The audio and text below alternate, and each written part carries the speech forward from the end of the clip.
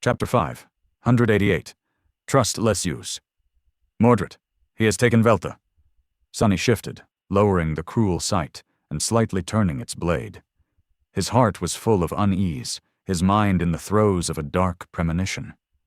The banished prince had already been monstrously powerful. How much more deadly would he become in a body of a master? A few things were now clear, at least.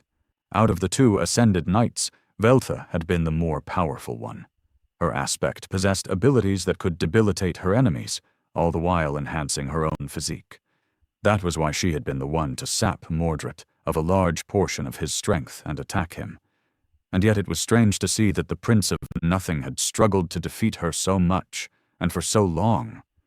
If he couldn't win against one of the masters, how had he ever planned to face both? However, if he had decided to take Veltha's body and thus couldn't harm it too much, that would explain his tardiness. Fighting an ascended elite while not being allowed to wound her was a dreadfully harsh task. Had Mordred been aiming for Veltha's body from the start?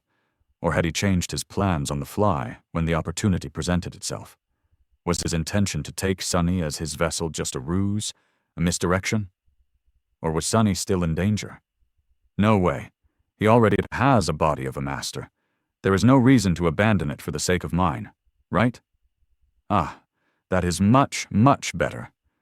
Mordred straightened, then stretched, looking at his own arms with curiosity. He clenched Veltha's fists, then grimaced slightly and let his hands relax. Finally, the Prince of Nothing turned slightly and looked at Sunny with a smile. Wouldn't you say, Sunless? Sunny lingered for a moment, then nodded cautiously. I guess. How does this work exactly? Are you an ascended now? Mordred's smile widened a little. So curious. Your inquisitive nature is truly worthy of an academy researcher. Dodging the questions like always, huh? Sunny sensed the slender saber laying by the former master's feet, then concentrated on the corpse of the female sentinel for a moment. So, what now? How are we going to escape this place before the saint arrives? The Prince of Nothing bent down, picked up the saber, and sighed. Oh, don't worry. I do have a plan. It's just, I am not sure that you are going to like it very much, Sunless. Sunny felt cold shivers running down his spine. Mordred's tone was still friendly, but the implication behind his words did not promise anything good. Bastard. He's going to double-cross me, isn't he? Well, it's not like Sunny had not been planning to do the same. He gritted his teeth, then said somberly, We don't have to do this, you know. It is just like you said. There's no quarrel between us. We can just go our separate ways. Maybe even work together. For a bit. Let's be friends. Mordred chuckled. Oh, I would like that very much, but Sunless, if you really want to be my friend, why do you still have your eyes closed? He took a slightly awkward step forward, as if not yet entirely used to his new body. It's hard to trust someone who refuses to look you in the eye, you know? Why don't you look at me, huh, Sunless? Sunny paled, then backed away a little. I'd rather not. My eyelids hurt. Mordred grinned. That is a pity. But oh well. To tell you the truth, we wouldn't have become real friends anyway. Sunny took another step back, then asked tensely. Oh yeah? Why is that? The Prince of Nothing stopped smiling. When he spoke, Veltha's voice sounded cold and insidious, full of endless darkness. Do you take me for a fool? Did you really think that I would not smell the stench of Dreamspawn on you? Huh? You better tell me, Sunless. Why did Astarion send you to the Chained Isles? Why hunt down my beast? What is that abomination scheming now?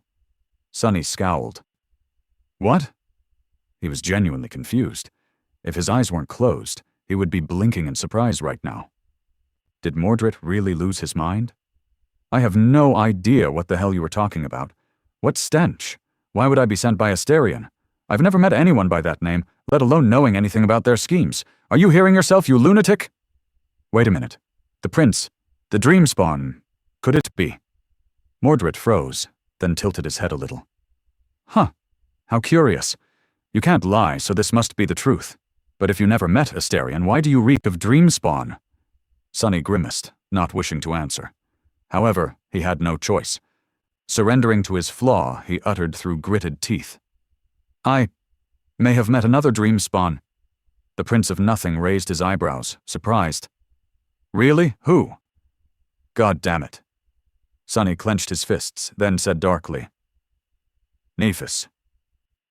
Mordred frowned. Nephis. Nephis of the Immortal Flame Clan? Wait, she is still alive? Sonny nodded, and the banished prince threw his head back, laughing. Oh my.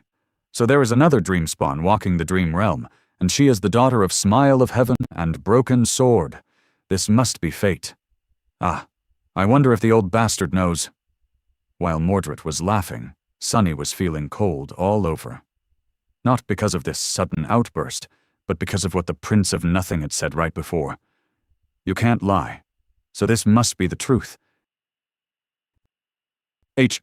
How does he know that I can't lie? Since when had Mordred known about his flaw? Had he simply figured it out after watching Sonny for a few months? No, that wasn't possible. Sonny had not spent that much time in the dream realm after escaping the sky below, and especially not communicating with a lot of people outside of selling them real-world items. He had not done anything to compromise himself. What was going on?